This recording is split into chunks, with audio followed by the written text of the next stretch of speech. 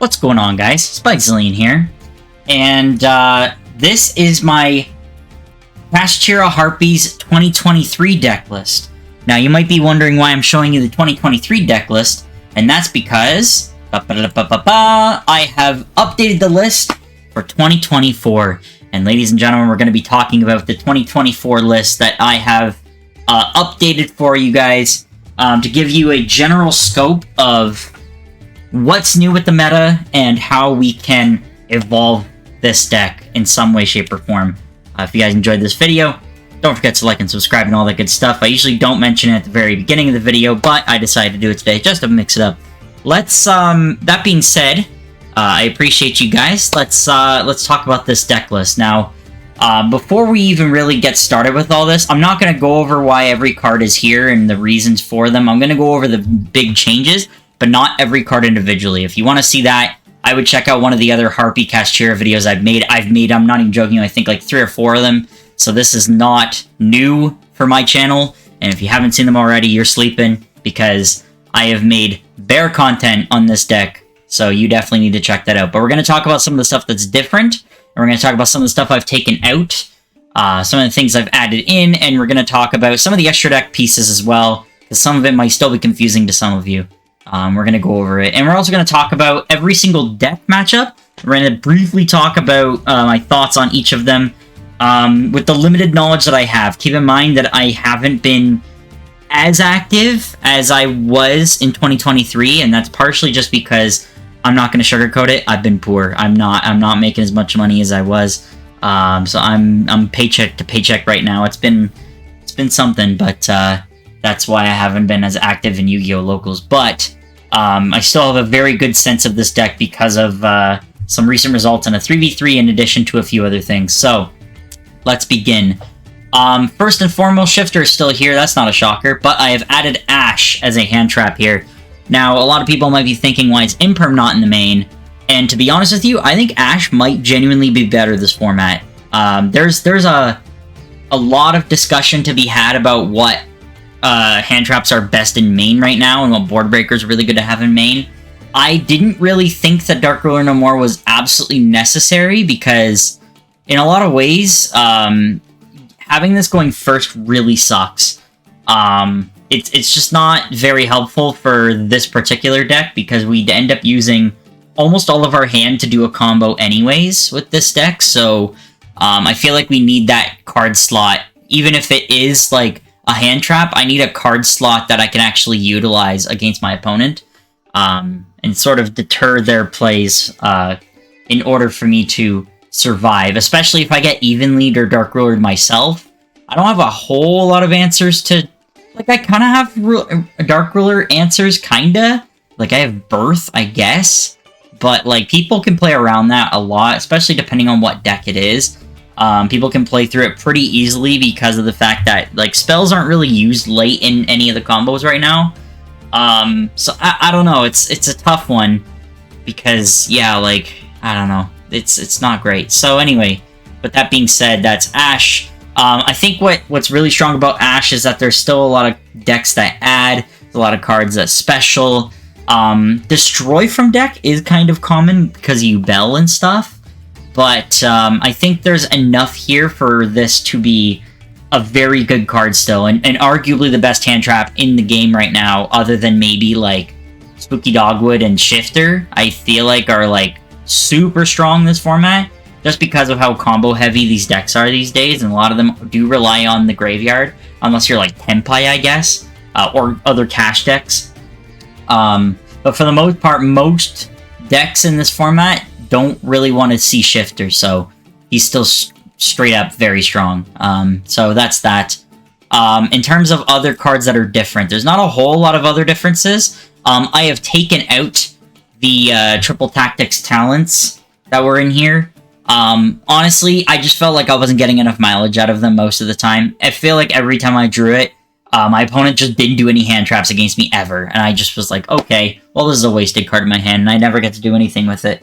And even if I tried it, most of the time I end up finding myself wanting to draw 2 rather than steal a monster, which makes it kind of shitty. I guess I could, like, do a hand rip it's just annoying because like draw 2 is my favorite choice, and I'm just gonna get ashed every time. So it's like, what's even the point? If I'm gonna get ashed, I'll thrust, right? And I'll force my opponent to ash on thrust, because if they don't, I'm going to add Featherstorm, or I'm going to add Prosperity, right? Or even Theosis.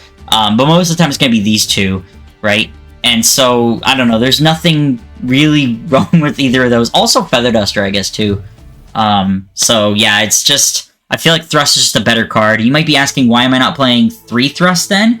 And to be honest, the main reason is just, I don't own 3. If you have 3, go ahead and use them. I do think it's a good idea. I think Thrust is a much better card than Talents for this deck's specific purposes.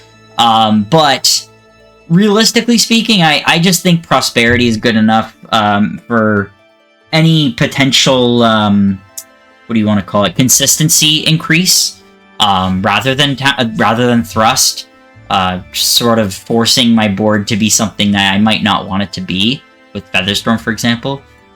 So, I don't know, it's interesting, but it's something to consider if you want to try this deck out between the two. I think one or the other is ideal, but in my case, because I'm poor, I'm doing 1 Thrust, 1 Prosperity, but like realistically, you can do 3 Prospe or 3 Thrust, and I feel like it'd be fine. That's about it for main deck. Side deck has completely changed.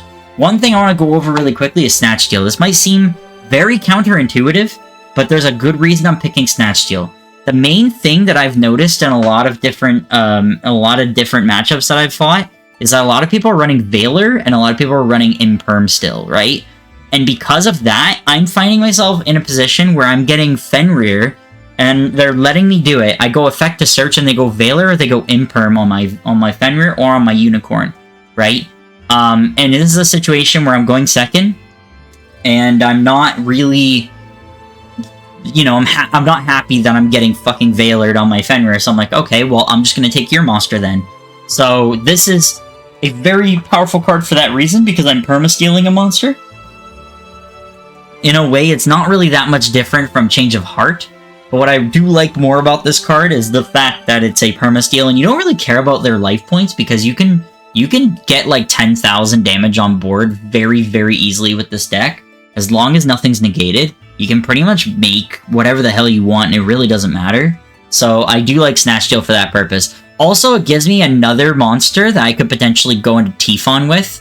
That technically you could also do a Change of Heart, but the reason why I like it better with Snatch Steal is just the simple fact that I don't have to go into Tifon at the end of the play. I can, you know, do whatever I want with it. If it's a monster that is Xyz and I can swing with it, I can still make Zeus. I mean, I can do that with Change of Heart, but it doesn't limit me to having to link off the monster or make Zeus or make Tifon, is basically what I'm trying to get at. Snatch Steal allows me to do stuff like I could steal a Mirror Jade or something, so it forces them to use the banish effect, maybe to banish itself, which, you know, it's obviously not ideal because it's gonna pop everything on my board, but I'm forcing them to wipe their board early, in the event that I have to, you know, do a Harpie play after the fact. So there's a lot of nuance to this card. I do like this card a little bit more than Change of Heart. There's downsides to, I think, every stealing card except for maybe Big Eye. I feel like Big Eye is like the only huge dub, but I don't want to commit to Big Eye all the time. This is like an easy Big Eye, effectively. It kind of makes Big Eye slightly less relevant, but it's still there, right? Or realistically, I could use both, because why not? So yeah, great card. Lightning Storm, I don't think I have to explain this one. It was in the last list. D-Barrier, I don't think I have to explain this one either. It's one of the best cards in the format. I don't know how it's not banned yet. This card's fucking crazy. You use this against Pearly, it shuts them down. You use this against Fiendsmith, you can call Fusion, and it's not great for them. They're not going to have a great time.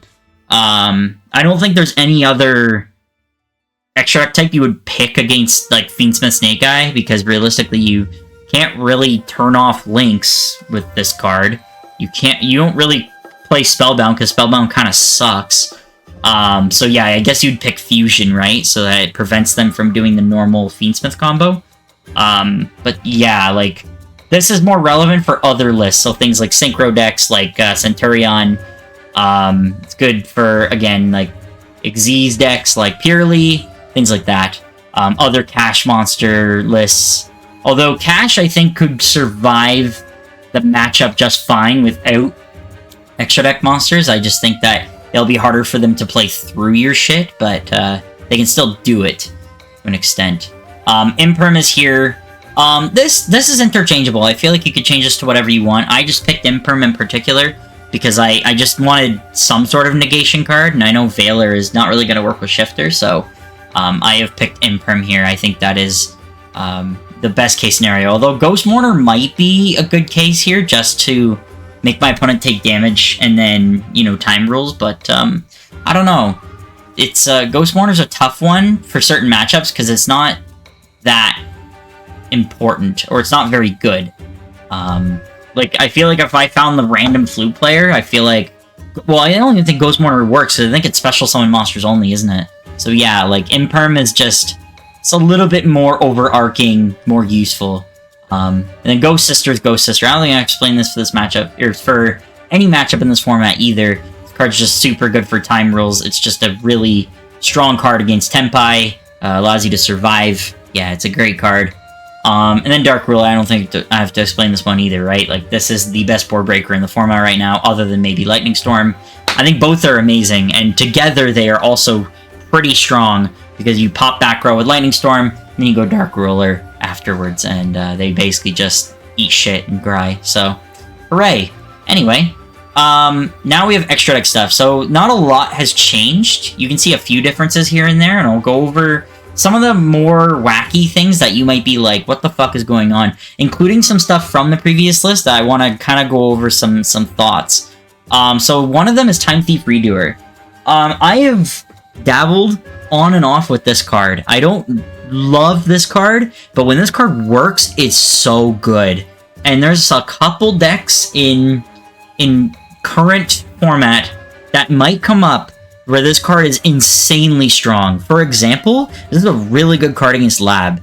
Any Lab decks are gonna just have a million traps, and obviously when you have a trap, that's a very strong effect. So this is a really great card against any trap-heavy decks. In particular, Lab is the big one.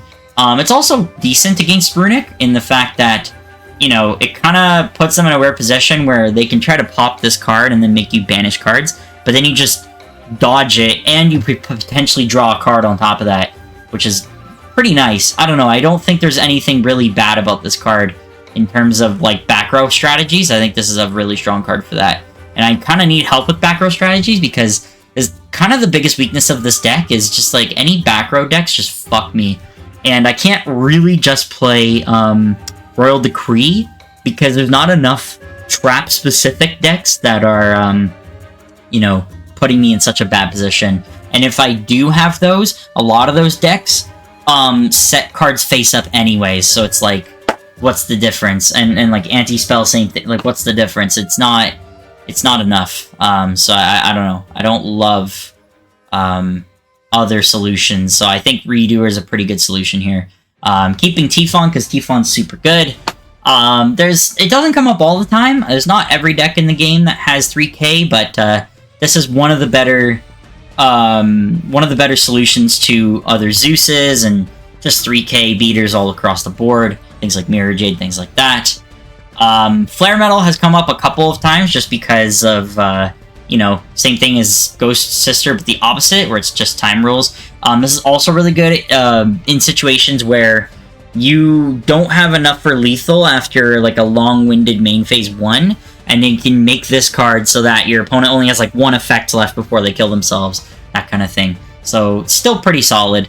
Hopefully you don't have a board breaker to beat it, pretty much. Next is Harmonizer Gradiel. This is another one that I think a lot of people will be questioning why it's in this list. And this is another one. Once again, it's really good against graveyard strategies, and I think people are sleeping on this card so bad. This is such an unbelievably good card. A huge one for me is, again, Labyrinth. Another really bad... It's just a really bad matchup, and this covers it so well because of the fact of two cards in their lists that are such a fucking pain in the ass. And one of them being the Chandelier. If you do this, if you have this card on field and they go Chandelier effect to add back to their hand, you literally say, no, I'm taking the card. And now you are indestructible by dark monster effects, and indestructible by battle of dark monsters, which is fantastic, in addition to her being light, so you're protected from light, attacks, and effects, in addition to anything else. Like, most of the time you're probably going wind, because of what you have in this list. So yeah, wind, light, and dark, I'll take it. It's pretty solid. That does also limit things like you can't, like, the opponent can't do, like, some random 3200 attack Appo or some shit to kill you, you know what I mean? They gotta do something a little bit unconventional to kill you, which is what's super nice about this card. I guess in a way that you could also do it if they Underworld Goddess you a previous turn. You could, like, make this thing if you're really desperate on trying to find a solution to Underworld Goddess, and you don't have a Fenrir or something. You could make this thing, swing, and then go Zeus and wipe the board. So it's something. And then I'm trying to think of, like, Snake Guy, for example. It's a fantastic example, actually, because you could theoretically, when they go Flambridge effect, if I'm not mistaken, I think it has the special summon 2 exactly. Let me just double check, because I believe if they have exactly 2 in their graveyard, yeah, you just yoinky spoinky one of the 2 level 1s, and then they can't summon the 2 level 1s. Because if there's only 2 of them, they don't have enough targets, and they don't target anyways for this effect. So you just yoinky spoinky, and then yeah, they can't special summon. They can't special summon them because I believe they have to special summon both for this effect. If I'm not, I can't remember the exact ruling, but something like that. Or like if you really wanted to, you could do the same thing with like OSS. If they go OSS, they have to target a card. You yoink the card. They can add a card to their hand. They just won't put Flambridge back into their deck, for example. And there's a potential that you could be able to steal both their Flambridges, and now they just don't have any engine whatsoever. So it's fantastic. You can do this against Fiendsmith to yoink the Fiendsmith out of the graveyard before they do the effect of special summon itself and shuffle a card back. You can do it with the Link 1 of Fiendsmith if you want. Although I don't know if that's really all that helpful. I guess it depends on if Tract is in graveyard or not. It probably is, based on, you know, how consistent that engine is. And the Link 2 is also there, and that exists, and that's not super fun. But yeah, you get the idea. There's so many options for Harmonizer Gradiel to be really useful, especially for graveyard-related effects. And she's kind of like your backup strategy. If you didn't pull Shifter, you can just do this to be like your Call by the Grave with extra steps. So it's a great card. It's also not bad attack-wise. Like, 2700 is nothing to scoff at for a rank 7. So it's kind of in that middle ground where it's like, it is slightly larger than Big Eye, and in a lot of ways that actually can matter if you're fighting other cash lists or shit like that. It can come up quite often. Draco Sack is still really good, so I've been keeping him. The main thing that's really good about him is that I don't have to do any effects in order to put myself in a position where I can just enter battle phase. But if I really wanted to get rid of something like Skill Drain, this card's really good for popping Skill Drain because you can just tribute itself, target Skill Drain, pop. This card's really good because you can special summon the 2 tokens, and then go battle phase and swing, and you won't die by battle, or card effects for that matter. I don't know, there's a lot of really interesting nuances with this card that I do think are interesting. I think if I was still playing Links in the list, it would be slightly more useful, because you could use the 2 tokens to make IP, so that's not too bad. Or I could make Harpie Conductor if I wanted to. But I took all that stuff out quite a while ago, and I think I've been feeling okay with it ever since. I think this card is mainly here just for the sake of the battle phase swing in. But technically, you could also do Master of Blades. It's just that with Master of Blades, it's not very good in this format because there's just so many non-target removal cards in this format that are really annoying, so you can't really do much with Master of Blades in this format. Lightning Chidori is obviously a classic. The only other 2 cards here I want to highlight are Exciton Knight. This card has come in clutch more times than I can count. As a matter of fact, during the 3v3, I think I used it 3 times successfully, and I won like 2 out of the 3 games using this card's effect going into that. If you do this, wipe their board, and then you make Zeus after that, and now you have another wipe. Like, it's so sick. Such a good fucking card. This card's insane. Even if you don't do battle damage, it doesn't matter, because you wipe their whole board. Like, what are they gonna do? And if you're really that desperate, right? Like, let's say you're on turn 3, they've gotten rid of all your cash monsters with, like, Evenly Master, Lightning Storm, or something like that. I don't know. Anything. Dark Hole, whatever. whatever they do, you're put in a position where you only have Harpie cards and they can't really play through it because you Featherstormed them or something, no problem. Go out to Tom Knight, pop everything. They're under Featherstorm, so Flamberge ain't doing shit. And then you make Zeus, and then it's like, okay, good luck, buddy. What are you gonna fucking do? You probably have one card. Like, what are you gonna actually do? So, I do think that this card is really, really underrated. And, it's maybe not as useful all the time as something like Zero Fine, for example. But the thing with Zero Fine is that you're limited to only Winged Beasts. Whereas, with this card, I could technically use Rise Heart if I wanted to. And just not use the effect to banish a card and all that shit. I would just make a rank 4 using Rise Heart and a Harpie, so it gives me a little bit more flexibility rather than Zero Fine, which technically has a maybe slightly better effect. Maybe, but not really. And then there's Dark Arm. I have dabbled with this card from time to time, but more than ever lately, I feel like this card has come so hard and clutch. I feel like a big thing that makes this card super, super nice is the fact that you can do Theosis. You can banish Theosis, because it doesn't specifically say you have to banish the card that you detached. You just banish anything. So you could banish Theosis and add a card back to your hand. I also like the fact that, you know, the pop is not once per turn, so you can just keep doing it. I don't know, this card has a lot of potential to be really, really, really scary in a lot of situations for a lot of different people. I think with Shifter too, this card can be even more crazy, because, you know, it's a thing that can put fear into people's hearts, but, actually, no, you can't even do Shifter. I'm cooking burnt shit. Well, I guess you could banish the Shifter, I guess. So you could do this effect once. But realistically speaking, like, it's just such a good card for Theosis, especially in particular. Theosis, oh, it's so good. I guess technically that means you could play a second Shifter, I guess, under this card, technically. But yeah, anyways. Really good card. That's all I'm trying to say. This is a pretty solid card. Now, I know a lot of people were commenting about preparations in Ogre. I hear you. I get it. The thing is, like, prep is so fucking good. And the reason why is because there are so many people playing Imperm, and there are so many people playing D-Barrier and shit, that prep puts them in such a bad position. It also helps a ton with, again, those back row matchups.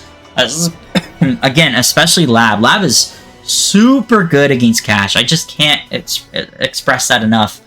And so preparations just shits on them because it prevents them from having super strong recursion. They basically have to just keep throwing cards from their hand away so that I don't banish stuff face down. Yeah, man, this card is so good for all the right reasons, and I want to search it, so that's why Ogre is here. But also, it's just nice to have a third banish face down effect. Sometimes you just want that bonus effect. Plus, he's also 2800, so what's great about that is just because of Planet, right? If I have, like, 3 attribute monsters, or 3 different attributes on field, this guy's 3100. Like, I don't know if you guys realize how often that can come up, but it does come up. It's a good effect, this attack effect, and people forget about that all the time. It'll make this card so nice. So, I don't know. I do think Ogre and Prep are good enough to stay in this list, but some people may beg to differ, but I don't fucking care. Anyways, that is the list. Let's do one test hand for funsies. I can't possibly imagine... Oh, that was a Lightsworn list, by the way. That list is bad, by the way. I tested it. It was really not good. I'm gonna have to work on Lightsworns a little bit, but that's why I took a break and I played some Harpie Kash again. Let's see if we get a good hand here to start. That is a bad hand. Let's try another one. That was bad. That was real bad. Okay, this is much better. This is playable for sure. So we start with the Fenrir. You go Fenrir. In this situation, we would go with, actually, fantastically enough, we can make a really sick board still. As we go Rise Heart, we're gonna go Rise Heart to special. Rise Heart effect will banish Unicorn. Opponent's going to banish 3. This thing becomes level 7. We go normal Channeler, special pet dragon, and then hopefully they don't Nibiru me. If they do, I cry. Actually, it's kind of okay because we make prep, but hopefully they don't Nibiru me because that would be really fucking rude. And here we would want to go... I think we'd go these two to make Shang. Right? And then, you know, put him somewhere. I don't know. Put him here, I guess. Another thing we could do, actually. Here's a thought. Here's something we could do. Is instead... Because, we could make Arsenal Falcon with these two. Here's a thought. Now, this is definitely playing into Nibiru, but I don't care. Arsenal Falcon, we detach. If we keep the Harpie Channeler on our field, they might be afraid to use Nibiru, but I guess they would do it regardless, and then see if I Featherstorm, but anyway. We'll go effect here, and we want to detach the Rise Heart, because then we have Scareclaw Cash live. And we could technically go Perfumer here, and that would give us an opportunity to be able to make a rank 4 and then keep a Harpie on board, but we don't really need a Harpie on board. So in this case, I might actually go for Harpist. Unless I feel like I really want the bonus... monsters and shit, but... Yeah, so we add Egotist. Maybe we just add Egotist, and we just keep it in hand, and then we just make Time Thief Redoer with these two. Technically, we could do that. Something to think about. So this would be where we make Time Thief. Now we're in a position where we can't make Shang, although we technically can. Actually, we absolutely could. We just need to use Scareclaw Cash, which is not ideal, but you could do it this way. So let's go ahead and do it. This isn't super great. I think Fenrir is good enough on his own with Time Thief, but just for the sake of it, we'll make Shang here. Because we're gonna make another Fenrir anyway. So the difference is negligible here. We go here. Then we set this. End phase. Draw phase, standby phase. We go Time Thief first. Let's say we get a spell. Fantastic. And then we go Shang effect... we flip this, and draw phase. My bad. We special out the Unicorn here. Then we go Shang effect. And we make another Fenrir. And so now what happens is, now we have these two friends, we have the Time Thief, the Arsenal Falcon's just chilling, but if they don't take out the Arsenal Falcon somehow, we can use it to get another Harpie monster next turn, and we have an Egotist, so that's good. And then what's the next draw? It's pretty solid. So overall, it's still not that bad, right? It's pretty solid. There's a little bit of nuance there. You could just make Shang and keep it simple. This is a strictly Harpie hand. Holy shit. We can make it a little bit of a funky board. Do a little bit of craziness here. Because we could do Perfumer and then make Time Thief again anyway. Or we could do Cyber Slash and just leave it alone. Just keep it simple. Right? And I think we will keep it simple. We'll just make Cyber Slash. We'll go Perfumer. Where the fuck is Perfumer? Where is she? Am I blind? There she is. Fact, we search Egotist. We can go Egotist if we want. Get Lady 1.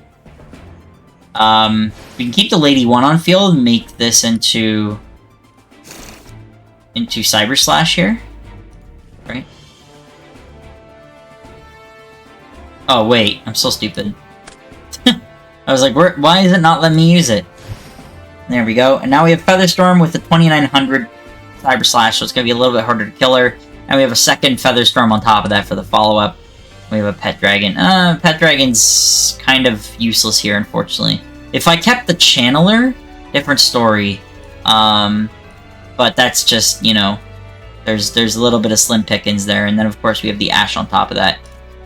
Pretty boring hand. Let's try one more. See if we can get a good little mix. It's not very good.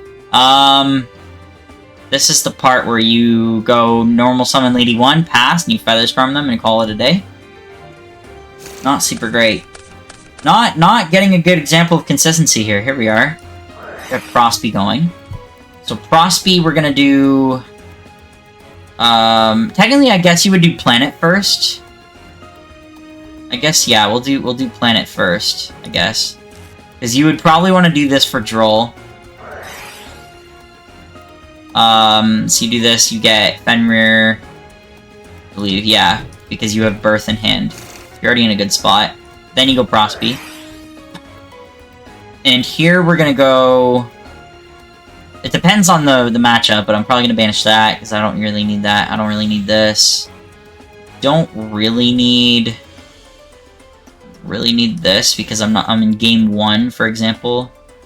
I don't really need... I could technically just go for 3. Honestly, I think I will. Let's just go for 3. Let's see what happens. Always punished. Egotist is okay. Not great.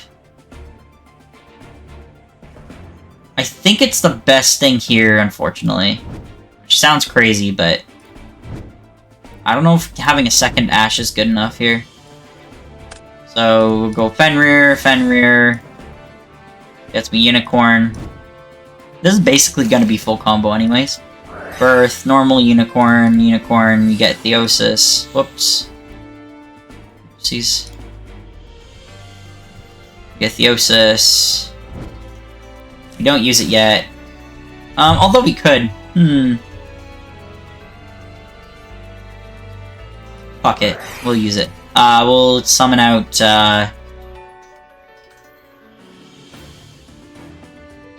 Here we can summon out Rise Heart. But we could also summon out Ogre.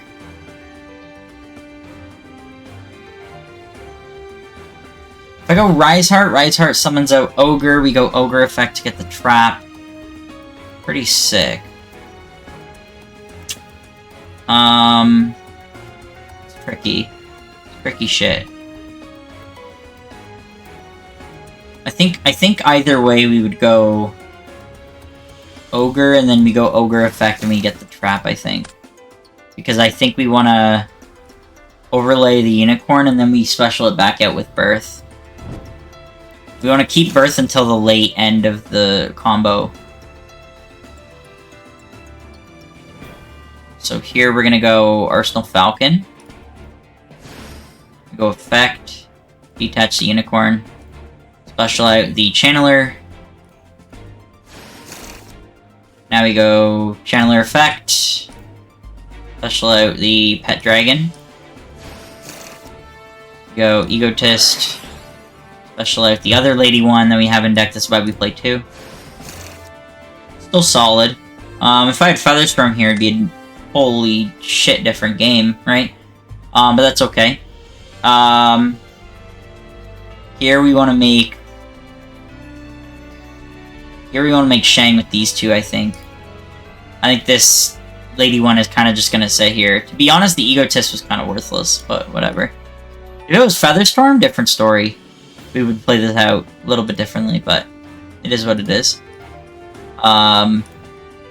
Make Shang here anyway.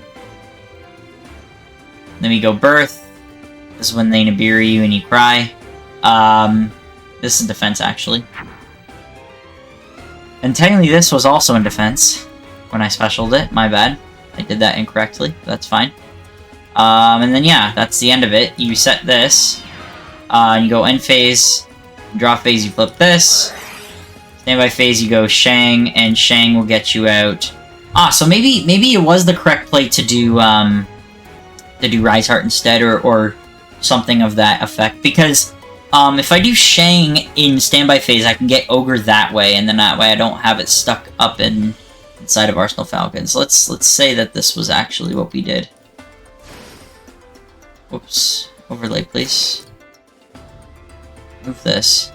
We special out the Ogre from Shang. This is what a really good board would look like then, effectively. If we had Featherstorm, again, this would be fucking wild. And you're kind of bluffing it with the fact that the Lady 1 is here. You also have 1, 2, 3, 4, 5 attributes on field, so this Lady 1 is fat. This Lady 1 is fucking... Actually, honestly, the Unicorn's also kind of fat. The Unicorn is 33. Lady 1 is... Holy shit, she's 21. That's massive. Massive ass. So, yeah, I don't know.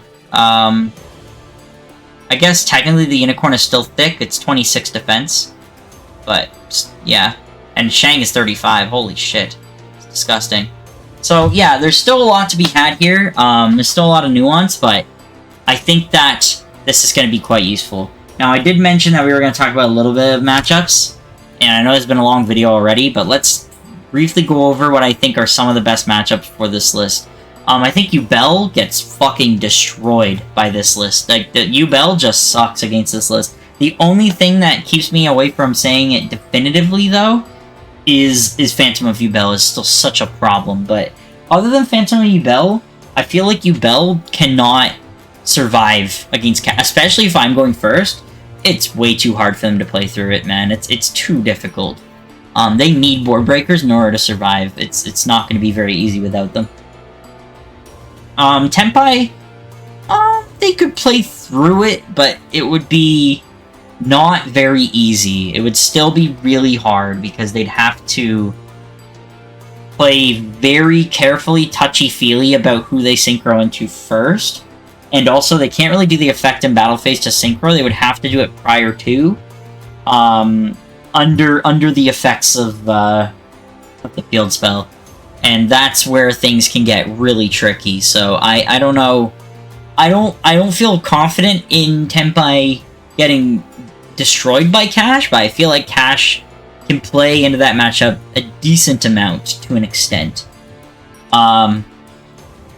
Snake Eye Fiendsmith. I mean, yeah, I guess it depends on if you draw Shifter. If you draw Shifter, it's super win. I think if you don't draw Shifter, it kind of depends on if you get first or second. I feel like it's another dice roll one. But in general, it's like this deck just has so much gas, it's gonna be really hard to play through it all the time, super consistently. Runic, I think, again, is this dice roll dependent. I would say the same thing about Lab. I would also say the same about Memento, to an extent. Because Memento can play through Shifter, it's just not... They can't play through Shifter very well. But they have combos to still make the big guy and the trap, and still make it work. But they just have to do it in a really shitty way, and like they lose a lot of resources doing it, but they can still do it. And then just play the normal combo after. Ritual Beast can play through it a decent amount.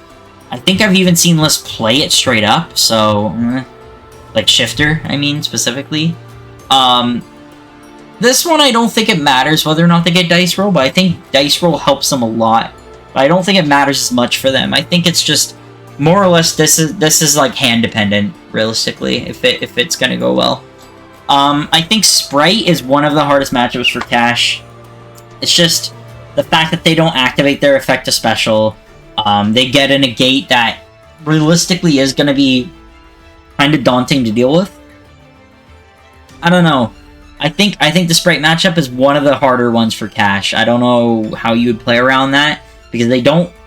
well, like, they kind of care about Shifter because of the Nimble package, but even without that, they can still make stuff that can cause a lot of damage, so I don't know. Like the Mosquito fucker, they don't even care, right? They can throw out 2 Sprite monsters, maybe 3 from hand, and then make the Mosquito anyway. And, I don't know, they don't use the Graveyard that much outside of the Nimble engine, so, like, I think this matchup's one of the hardest in terms of these top tiers. I would say, like, of the highest usage here, I'd say this is probably the hardest matchup out of the whole group.